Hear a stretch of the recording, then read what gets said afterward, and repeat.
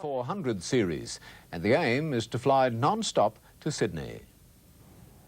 At London's Heathrow Airport, last-minute preparations for a Qantas flight into the record books. Those winglets signify a very different 747, the new breed jumbo. Technically far ahead of those in use at the moment, more luxurious for the passenger, and most importantly for today's record attempt, extraordinary fuel economy. The plan is to fly London to Sydney non-stop, 17,800 kilometres. It should take just over 20 hours, further than any commercial jet has flown before, and all on one tank of gas. We're so, I hate to use the word confident, because there must be an element of doubt until we've actually achieved it. We are really operating at this extreme range of this aircraft. The success of the flight depends very much on the weather. Strong headwinds could mean that the plane may have to land in Perth. And to save even more fuel, the 747 will fly at the maximum height allowed for this sort of aircraft, 45,000 feet. This doesn't signal the start of non-stop flights from Britain to Australia. It's a one-off. A non-stop, fully passengered flight is perhaps 10 years away. The technology for that still has a long way to go. Robert Penfold, National 9 News at Heathrow Airport in London. Perhaps the record books as it wings its way on a non-stop flight from London. The brand new $200 million airliner will be in the air for 20 hours with the only fuel put in its tanks in Britain.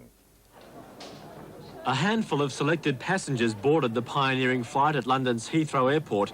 Numbers were limited to minimise weight. There were varying theories on just how to cope with a 20-hour non-stop flight. All you can do is try and get as much sleep as you can and try and enjoy the flight. It's a long time to be sitting, but it's going to be an empty plane, so there should be a bit of room to walk around, maybe do a bit of jogging.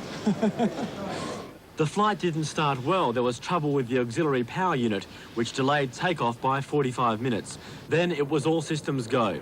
The jet, complete with new-look winglets to reduce drag, was towed to the runway to conserve fuel. When the 747-400 left the ground, it was aiming to do what no other commercial jetliner has ever done, fly non-stop for almost 18,000 kilometres to Sydney. In London, Howard Gretton, 11 a.m. In tackling the London to Sydney route non-stop, Qantas's new 747-400 series is not so much a jumbo, but more of a camel, able to fly nearly 18,000 kilometres on a single tank of specially refined fuel.